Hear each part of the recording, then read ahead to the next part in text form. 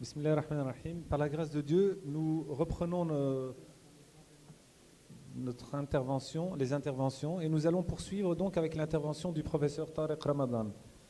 Le professeur Tariq Ramadan est professeur d'islamologie à l'université d'Oxford.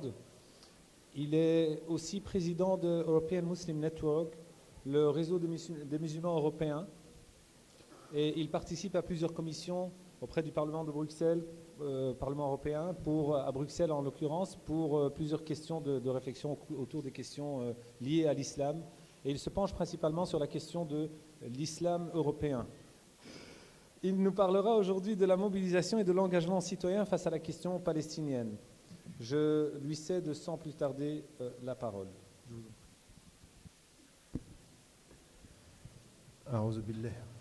أعوذ بالله السميع العليم من الشيطان الرجيم بسم الله الرحمن الرحيم والصلاة والسلام على أشرف المرسلين سيدنا محمد وعلى آله وصحبه أجمعين السلام عليكم ورحمة الله. Quand on voit le nombre que vous êtes un samedi après-midi autour d'une réflexion, on a d'abord la compréhension que le cœur y est quand les images sont catastrophiques, et ça c'est un bon signe. Il faut qu'on se mette d'accord sur une chose, et j'en ai parlé hier, mais j'aimerais ne pas être mal compris. Que nous soyons émotivement ou émotionnellement atteints par ce qui est en train de se passer, ça veut dire que notre cœur est avec l'opprimé. Ce qui est le plus important, c'est que nous transformions cette émotion en action. Et si nous sommes ici aujourd'hui, c'est pour faire passer notre réflexion de l'émotion du cœur à la stratégie de l'intelligence, ou à l'intelligence de la stratégie. Mais c'est deux choses. L'intelligence en temps de guerre, c'est une stratégie. Et il faut avoir l'intelligence de la stratégie. De ce point de vue, il faut que nous relevions, je ne sais pas si vous l'avez remarqué, mais dans les 4 interventions, en mauvais français, dans les 4 interventions, nous avons eu une première intervention qui a été celle du docteur Yaqub Mahi, qui a mis en évidence le cadre général, passer de l'émotion, et qui nous a mis en évidence qu'il faut passer à la compréhension pour mener l'action. Puis ensuite, un rappel des faits historiques et ce que notre grand frère et journaliste Nabil nous a dit ici, c'est une chose très importante.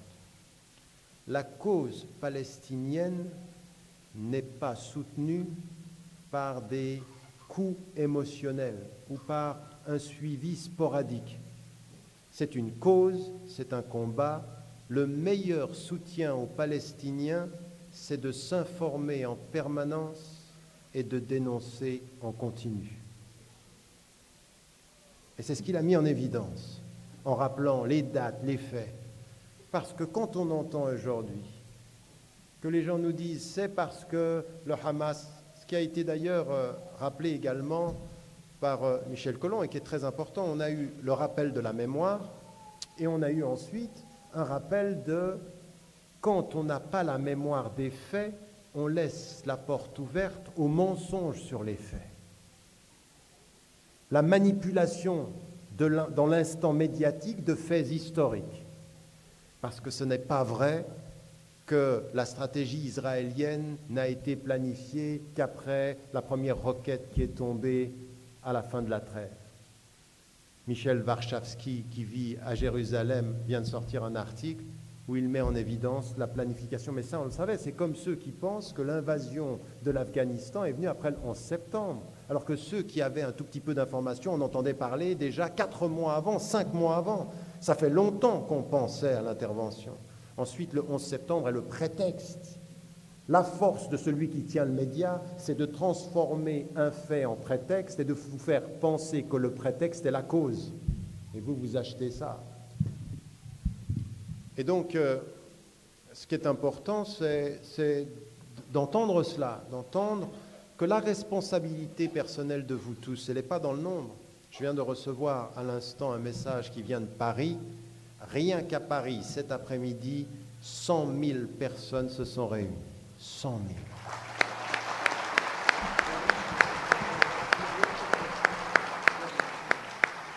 Ajoutez à cela le nombre de villes qu'il y a, ils étaient, je ne sais pas exactement combien, mais le chiffre a dépassé toutes les attentes également à Lyon, dans différentes villes de France. Il va falloir que la Belgique se réveille. Voilà, c'est ça. La Belgique, c'est doucement, doucement.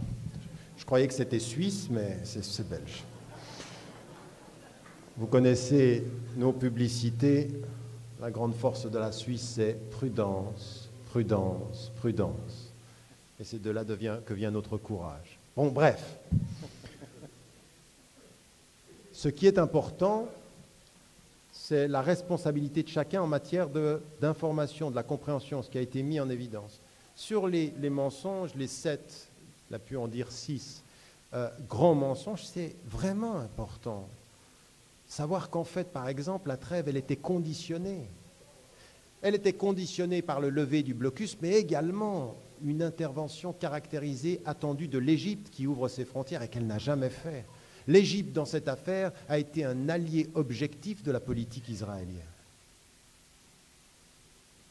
Et donc, de ce point de vue, il y a vraiment eu un mensonge caractérisé. Et donc, aujourd'hui, ne rien attendre des gouvernements, et encore moins des gouvernements arabes, ça veut dire, si on n'attend rien d'eux, il faut attendre davantage de nous-mêmes, il faut attendre davantage d'un vrai travail.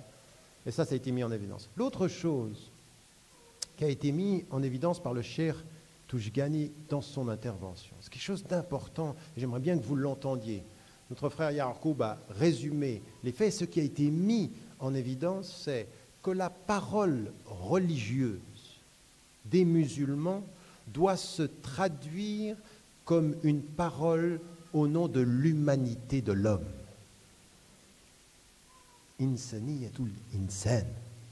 Ça, c'est une chose très importante. C'est-à-dire que ce qu'il est en train de mettre en évidence, de là où il parle comme imam musulman qui dirige la prière, fait les sermons du vendredi, il vous dit attention, que votre parole religieuse ne soit pas une parole islamico-islamique pour les musulmans, rien contre les musulmans, non.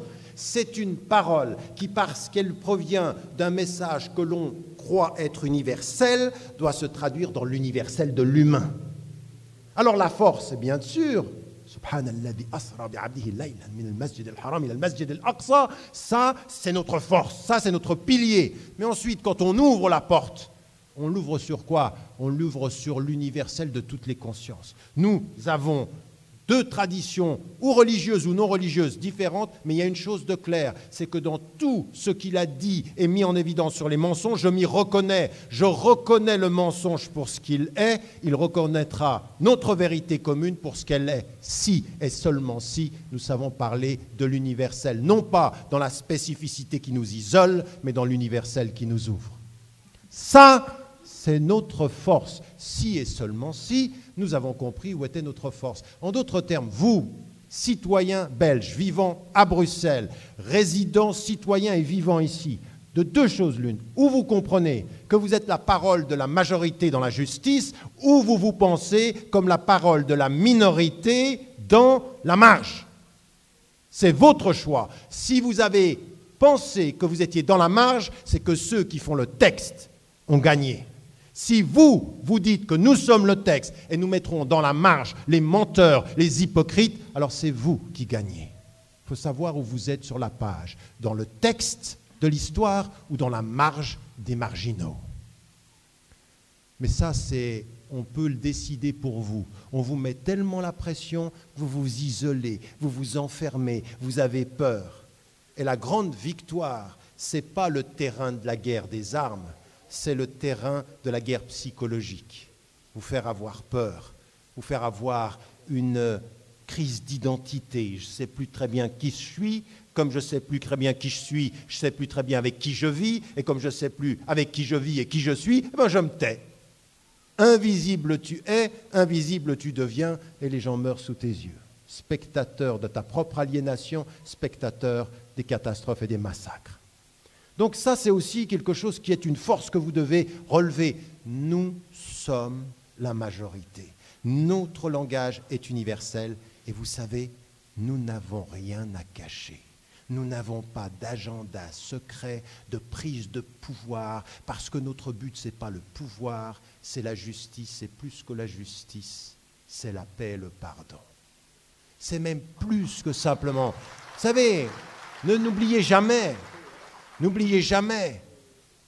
le symbole de notre référence religieuse, mais dans laquelle tous les êtres humains se reconnaîtront, tous les êtres de cœur et de conscience se reconnaîtront. Quand vous êtes dans l'oppression, vous vous levez et vous marchez droit. Comme le prophète ﷺ est sorti de la Mecque oppressée et opprimée, il sort droit. Et quand il revient vainqueur, il se prosterne sur son cheval en disant « J'ai vaincu par une force qui était plus forte que la mienne, vous êtes libre. » Il revient gagnant, prosterné, il leur dit « Vous êtes libre. » Et la première chose qu'il fait, c'est qu'il va briser les idoles de l'aliénation des consciences. Il les libère 2 fois, du joug, du pouvoir et des illusions, des idoles, l'argent. Tout ça, ce sont les idoles de l'époque contemporaine. Il les libère 2 fois. Mais pour qu'ils aient la dignité de la liberté spirituelle, il faut qu'ils aient la liberté politique et sociale. Vous êtes libre, et maintenant on va vous libérer. On vous a libéré physiquement, il faut aller à la libération spirituelle. Ça, c'est ce que nous croyons. Mais là où nous sommes tous d'accord, c'est que ce qui est imposé à nos consciences, c'est la liberté physique, c'est la liberté de penser, c'est la liberté de parole, c'est la liberté de la dignité. Ce que disait le cher Touchgani, nous avons donné une dignité de la noblesse à l'être humain, quel qu'il soit. Et quand le prophète, au moment où il fait face à des trahisons, à des mensonges, à des gens qui le trahissent, et puis qu'il voit une procession, il se lève, on lui dit, mais au prophète, c'est un juif. Et lui, il leur dit, mais n'est-ce pas une âme humaine? Vous auriez oublié, au nom de l'opposition à l'injustice, que vous devez vous lever pour la dignité de l'homme, même s'il est juif, même si lui, juif, partage avec certains de vos ennemis la religion, il est un être humain et on défend la dignité de l'être humain et on ne confond pas l'être humain avec l'injustice de certains. Vous voyez ça? Allez n'importe où sur la surface de la terre, dites-le comme je le dis là, trouvez-moi une personne qui vous dit « mais vous êtes malade, vous ?» Non, ils se reconnaissent parce que ce discours, il est universel. Ce discours-là, il est de la dignité des hommes.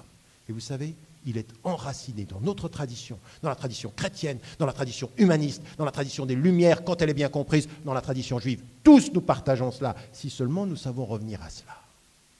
Pas un espèce de discours superficiel, de ne tombez pas dans la confrontation, ne tombez pas dans la polarisation. Soyez plus forts que ça et soyez des constructeurs de ponts là où il y en a qui les font sauter. Et là où ils les font sauter, d'abord, c'est dans vos têtes. Ils vous font sauter les ponts dans votre tête, de regarder l'autre et de dire « en quoi je ne lui ressemble pas ?» Mais qu'avez-vous compris des traditions religieuses et de l'islam en particulier si la première chose que vous regardez dans un être humain, c'est de dire « en quoi je ne lui ressemble pas ?» Non, c'est en quoi nous avons cette dignité commune. Et ensuite, nous avons nos différences. C'est un regard qu'il faut changer. La foi, la conviction commence par la conversion du regard, une nouvelle façon de regarder les choses. Et dans la situation qui nous occupe en Palestine, il faut changer notre vision, surtout pas avoir le regard de ceux qui sont de la défaite, mais le regard de ceux qui sont dans l'espérance, comme il a été dit, mais dans la conviction que c'est loin d'être perdu, puisque ce sera gagné. Vous me suivez? Ce sera gagné. Mais simplement, il faut s'y mettre, il faut se mettre au travail. Alors très rapidement, parce qu'on n'a pas beaucoup de temps et que la parole doit vous être donnée, très rapidement, il faut une compréhension, il faut un discours et il faut une stratégie. La compréhension, vous l'avez entendu aujourd'hui, 3 axes. La première des choses dans la compréhension, c'est vraiment, chacun d'entre vous, ne soyez pas des amateurs de la cause palestinienne. Les amateurs de la cause palestinienne, c'est ceux, on appuie sur le bouton, ça réagit dans le cœur, ils donnent 10 €, puis ils disparaissent. Ça, c'est des émotifs, c'est des amateurs, c'est des gens qui sont sporadiquement pros. Et ceux-là, ils sont dangereux. Ils sont dangereux parce que autant leurs émotions, parfois peut être pour, parfois on peut les retourner comme des crêpes. On fait ce qu'on veut de vos émotions si vous ne savez pas maîtriser vos émotions. Ce qu'on veut. On vous fera réagir au moment où on veut. Et donc, de ce point de vue-là, la démarche, c'est la maîtrise de son émotion. Comment ? Par un vrai travail de connaissance. S'il vous plaît, remettez-vous à la lecture.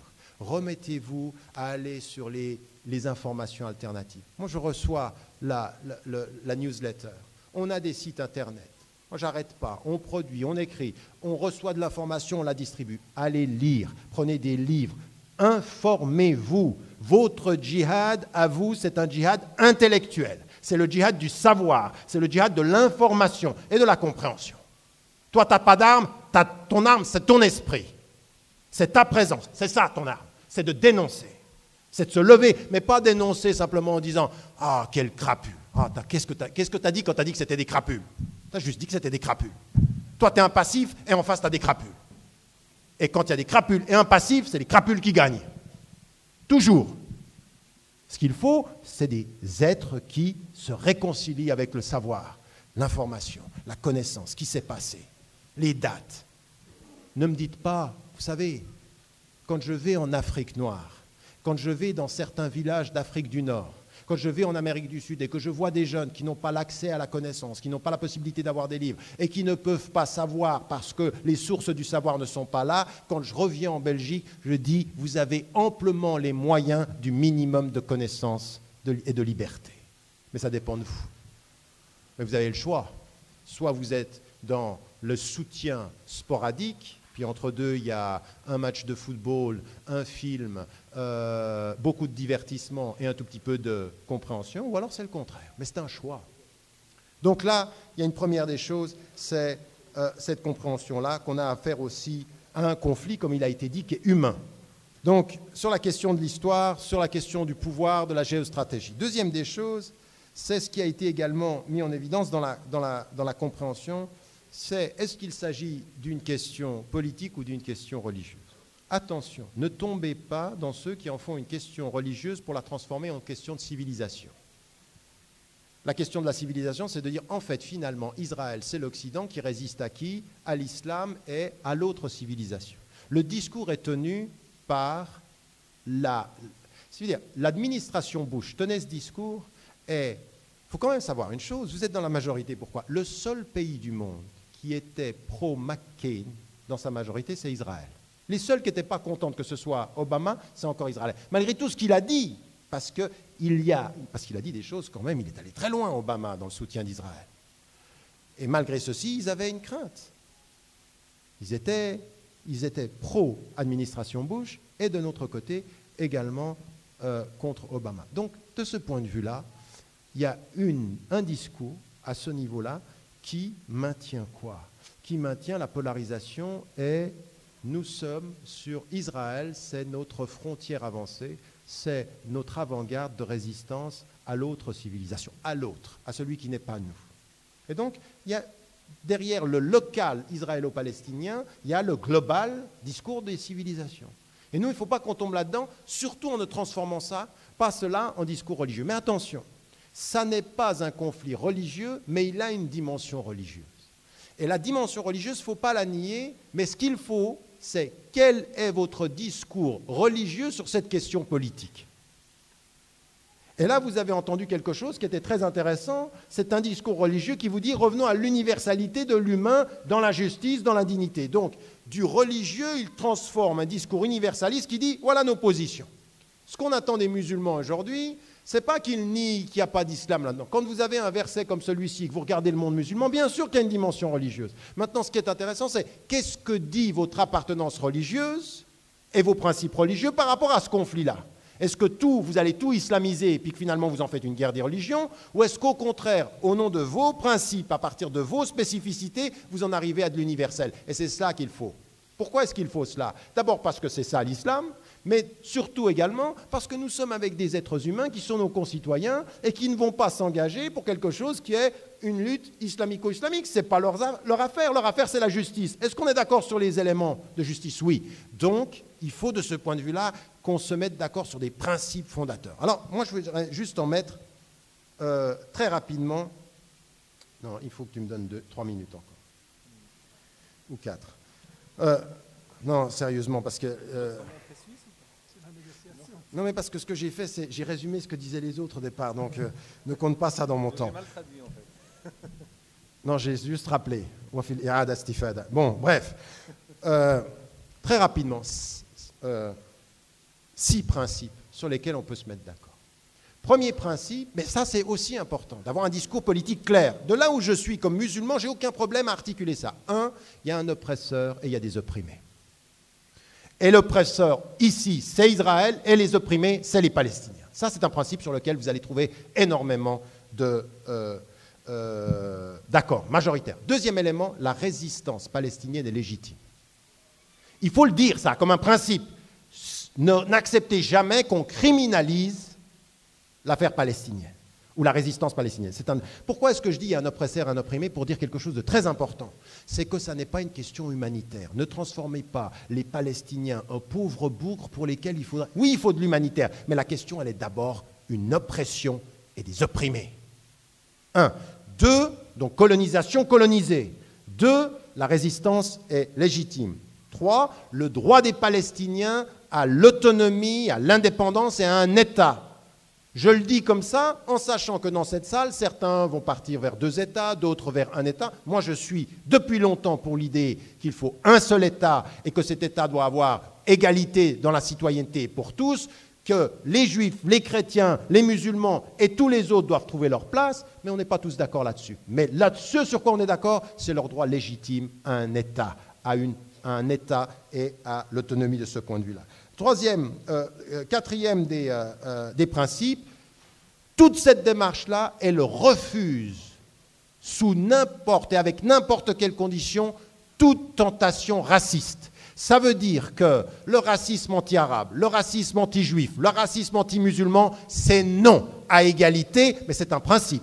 C'est-à-dire que notre action, elle n'est pas contre les juifs, elle est contre un État et une politique d'État. C'est la politique de l'État d'Israël que l'on critique. Ça n'est pas de l'antisémitisme. Mais ça, c'est un principe fondateur. Ça veut dire qu'entre musulmans, on est clair, l'antisémitisme est anti-islamique. Mais ça, il faut le dire. Parce que ce n'est pas acquis non plus dans la conscience de certains. 4e principe. 5e principe, c'est l'égalité des droits et l'égalité en dignité. Ce n'est pas une vie israélienne vaut 400 vies palestiniennes. C'est l'égalité de la dignité et l'égalité des droits comme 5e principe. Et le 6e principe, c'est une chose qu'il faut mettre en évidence, c'est le droit au retour. Parce que ce qu'a dit Michel est très important. On ne sort pas les gens de leur maison et on les met dans une niche en se demandant ensuite, nous on aimerait quand même être tranquille dans la maison, il faudrait arrêter de faire du bruit dans la niche. Parce que la réalité c'est celle-ci, arrêtez quand même de lancer depuis la niche des choses qui perturberaient la tranquillité de notre demeure, après vous en avoir chassé.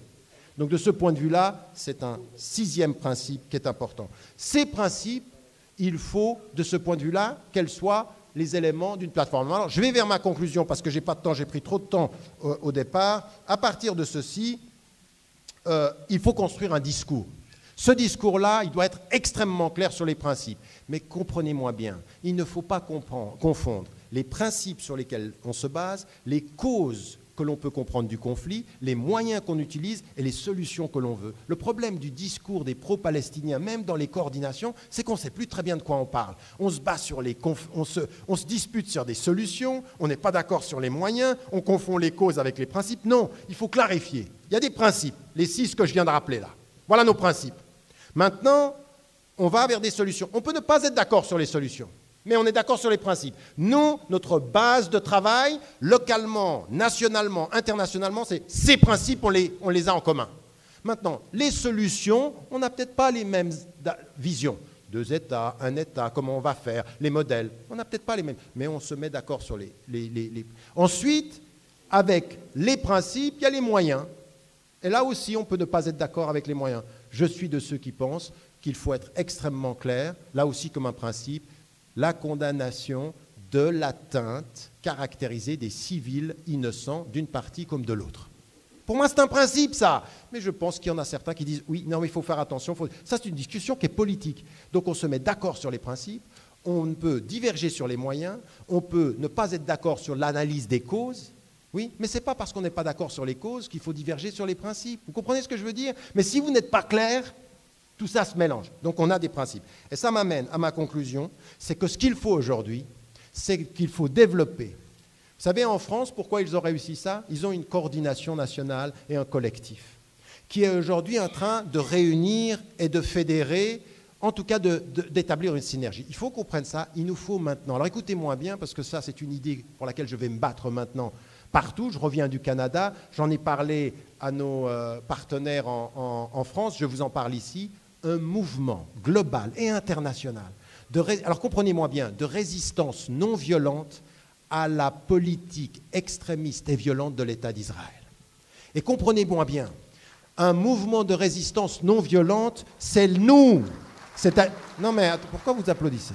Attendez, on n'a rien fait encore. Pas parce qu'on a dit les mots qu'on a fait quelque chose. Là, pour l'instant, on est en train de s'écouter. Le frère, il n'arrête pas de me faire pression. Je termine là-dessus.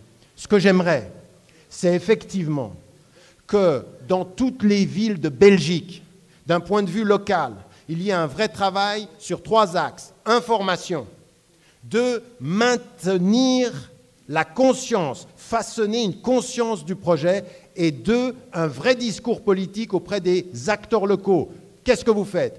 Quelle est votre position? Comment vous vous situez? Ça peut aller jusqu'à établir des perspectives de boycott. Choisir 1, 2, 3 produits dans tout le pays, boycott. On boycotte ces produits-là, c'est-à-dire qu'on travaille localement, on commence à constituer une coordination nationale, et cette coordination nationale belge, cette plateforme, elle est en relation avec la française, avec l'anglaise. En Angleterre, c'est une vaste manifestation qui s'est préparée également aujourd'hui. Je n'ai pas les chiffres, mais il paraît que c'était énorme.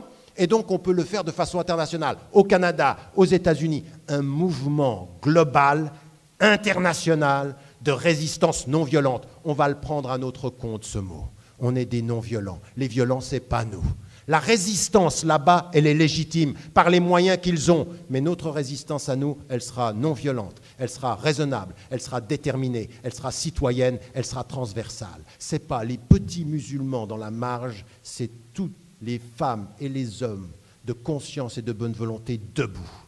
On pardonnera quand justice sera faite, mais on va résister tant que vous êtes injustes, tant que vous êtes des menteurs, tant que vous êtes des hypocrites, tant que vous manipulez les médias, tant que vous allez de mensonge en mensonge. Nous serons des résistants déterminés, et un jour, on vous le promet, on saura être des pardonneurs, parce qu'on nous l'a enseigné ça. On sait en situation de victoire pardonner, mais jamais dans la défaite, on ne se compromet. Jamais dans la défaite, on ne se compromet. Ça, ce message-là, je peux vous le dire, vous allez partout, chez les chrétiens, chez les juifs, chez les athées, chez les agnostiques, partout, il est entendu. Mais il faut savoir le dire.